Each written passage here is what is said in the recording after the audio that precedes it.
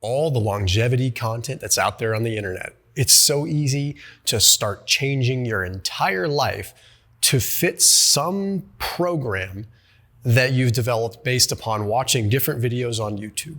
I'm gonna tell you where I've gone wrong, where I have said, I'm not gonna do that anymore. These are longevity tactics that I've deployed that I will never, ever deploy again. Before we get into the very first one, I put a link down below for ARMRA colostrum. I think gut health is one of the most, if not the most important thing. At least it is for what I'm focusing on this year. I've pledged to take care of my gut better this year. So colostrum you've probably seen a lot about. Colostrum is a compound that is secreted right after birth, right? So it's passing on a lot of lactoferrin, a lot of bioactive compounds that can support life in general.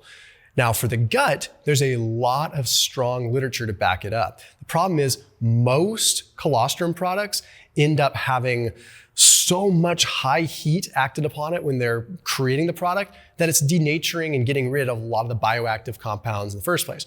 ARMRA uses a biopotent cold technology that preserves those bioactive compounds, making it one of the most unique, if not the most unique colostrum that's on the market.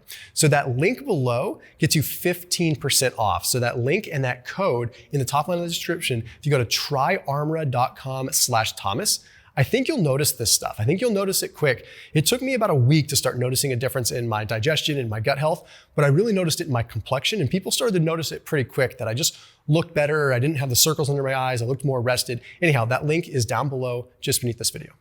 First one was a low protein diet. Now, I have to confess, I never really did a low protein diet, but I wanted to expose this one as something that probably isn't the most accurate for longevity anymore.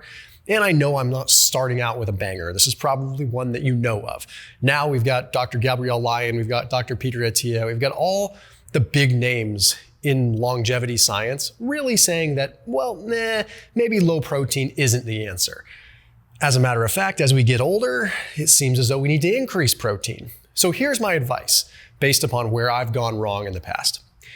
If I was ever going to leverage a lower protein diet, I would have done it when I was younger. And I eat more protein now in my late 30s than I ever did in my 20s, even when I had more muscle mass. And the reason that I say when you're younger, you can get by with lower protein, because your muscle protein synthesis is more acute. It is stronger. You can build muscle easier. That is why as you get older, like Dr. Peter Attia said on my channel flat out, like your needs for protein increase. It's harder to generate that stimulus for muscle. But we're also starting to see less and less evidence that low protein is even good for longevity.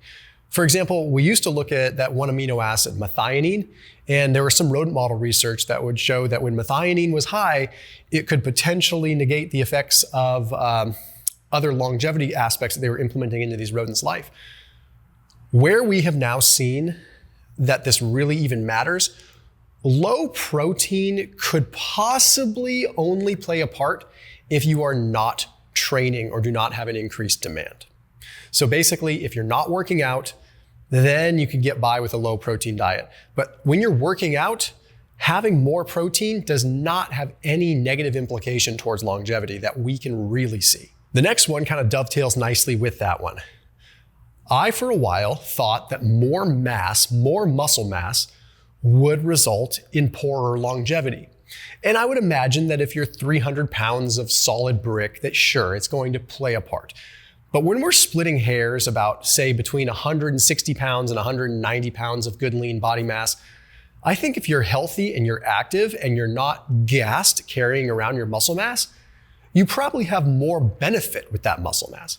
You see, we used to think there was this theory that was out there that was basically the more mass that creates energy in your body, fat or muscle, the quicker you're gonna die out and the shorter your lifespan. And that is a valid theory when you look at the primary factors of aging.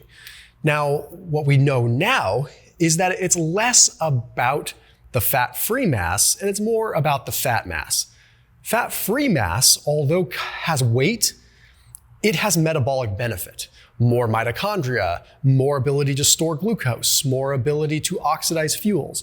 So I wouldn't try to purposely sacrifice muscle, and I don't know many people that are, unless I was a 300-pound bodybuilder. And even then, I don't even know if it's fully accurate. The next one is I believed that we all needed to eat high amounts of vegetables. Now, I am a big fan of vegetables. I eat them. I eat vegetables a lot. But I used to believe that our polyphenols and our antioxidants really came from vegetables. And although a lot of them do, we get a lot more from fruit when it comes down to antioxidants and polyphenols. So for me, it makes way more sense to eat delicious fruit that doesn't have some potential drawbacks. Here's the drawback that I actually really do mention.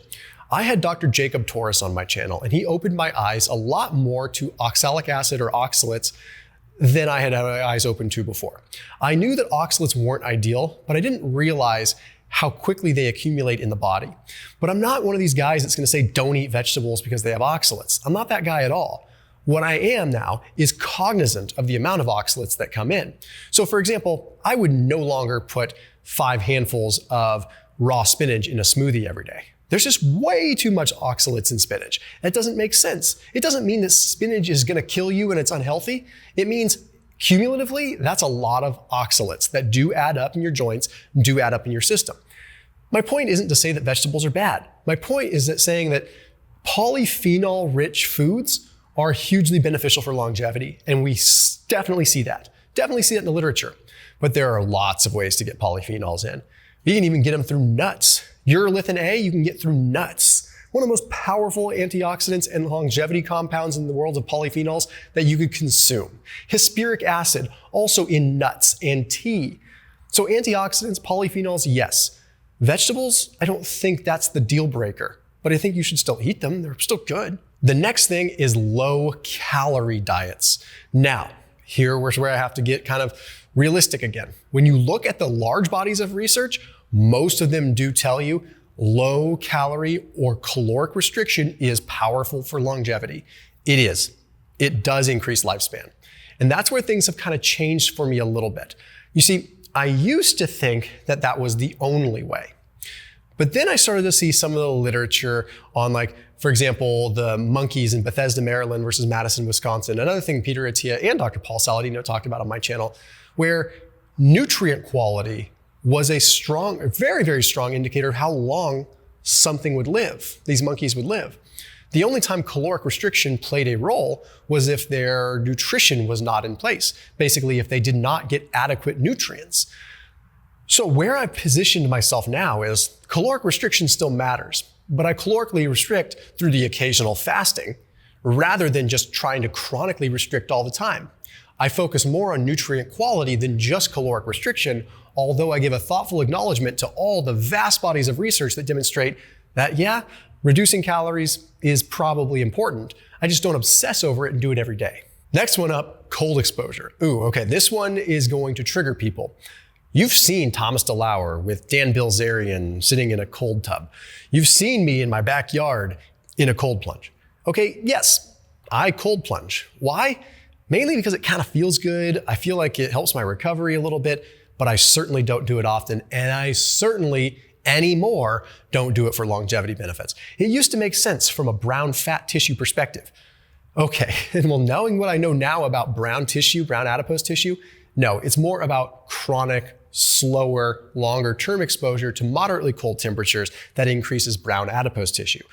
Brown adipose tissue is metabolically active fat that seems to be longevity protective. So the more brown fat we have, in essence, the better the chances of us living longer. Definitely true in rodents, seeming to be true in humans with newer research. We just don't have as much of it as rodents. Sitting in a cold plunge isn't going to increase brown fat. Sitting in a cold plunge is likely going to increase oxidative stress. So I wouldn't recommend that as a longevity protocol. I would recommend it if it feels good, and I would recommend it if it helps you sleep, and if it actually gets you more benefit out of the day. But if you're doing it just to do it for longevity purposes, it's probably not the best. I used to pound so much omega-3 because if it's good, then more would be even better, right? Rhonda Patrick told me omega-3s are great. I know omega-3s are great. I know we need that membrane fluidity. We need things to be able to come in and out of the cellular membrane, that phospholipid bilayer. Omega-3s are critical. The omega-3 index, a low omega-3 index is worse. Having a low omega-3 index is worse than smoking in a lot of cases. Okay, But taking that too far is also not good.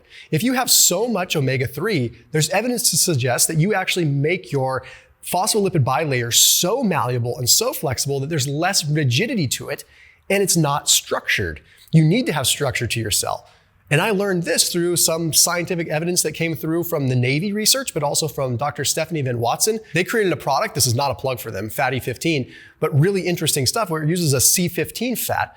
My point in all this is that we've now learned that saturated fats and C15 to provide cellular structure and integrity are just as important, sometimes even more important than the membrane fluidity we might get from omega-3s. So omega-3s are cardioprotective, but then C15 fats and some of these saturated fats are protective against oxidative stress and lipid peroxidation and what's called ferroptosis and some of these other things. Anyhow, it's a balance. It's not just as many omega-3s as you can get. Another one that I used to believe all the way, I used to believe that exercise would trump caloric restriction, that a body in motion stays in motion and that's good for longevity. A body in motion stays in motion, and that is good for the secondary pillars and the secondary factors when it comes down to longevity, but is not necessarily good for the primary factors with longevity. What I mean by that is exercise helps you lose weight. Exercise secretes exerkines. Exercise increases fat oxidation. Lots of benefits, none of which directly, from a primary aspect, affect our homeostasis of our physiological state in terms of longevity. What do I mean by that? What I mean by that is we are all slowly dying. Exercise can extend our lifespan indirectly, but the strongest way to extend our lifespan directly is probably through caloric restriction. So I'm not saying that exercise isn't good. I'm saying I used to have it flip-flopped. I used to think exercise was more important than caloric restriction, but the large bodies of research actually suggest that caloric restriction is moderately better than exercise. If you had to choose one to extend lifespan, you probably would want to choose caloric restriction because it pulls the bigger levers.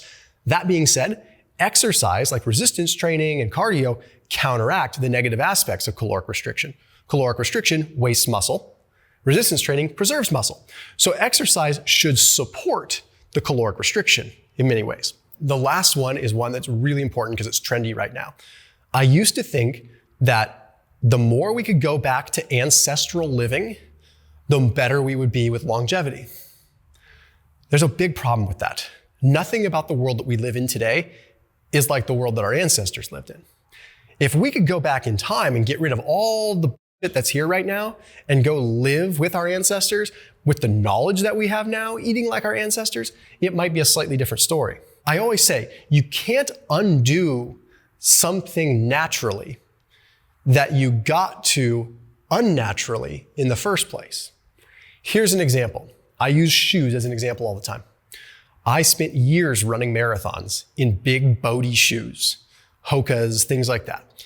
My feet are adapted and my legs are adapted to running long distances with cushy shoes. Me going into a barefoot shoe or running barefoot like our ancestors did, although that might be ancestrally accurate, it's not going to fix the problem that I put upon myself by running for years and years with cushy shoes. I can't undo something unnatural just by going natural. I agree that natural is better, but we need to be able to be okay with having additional influence of modern day. So what does that look like in the case of shoes? Maybe I go with a slightly less cushy shoe that has a wide toe box. What about nutrition? I can't eat like ancestors did 1,000 years ago. I'm breathing in toxins. I'm breathing in things that weren't there then. So I might need to increase my vitamin C intake. I might need to eat more fruit than our ancestors did just to offset the oxidative stress from life in general. We run hot. We run with a lot of stress today. We need to combat that. We artificially exercise, in which we didn't back then. So to think that I could just eat like my ancestors and course correct everything, that was an immature way of thinking, because I have to accept the world that we live in today, which means sometimes supplements come into play. Sometimes pharmaceuticals come into play. Sometimes modern day intervention comes into play, and that's okay. So at the end of the day, hopefully this clears up some of the confusion that's out there with all the extreme longevity science. I'll see you tomorrow.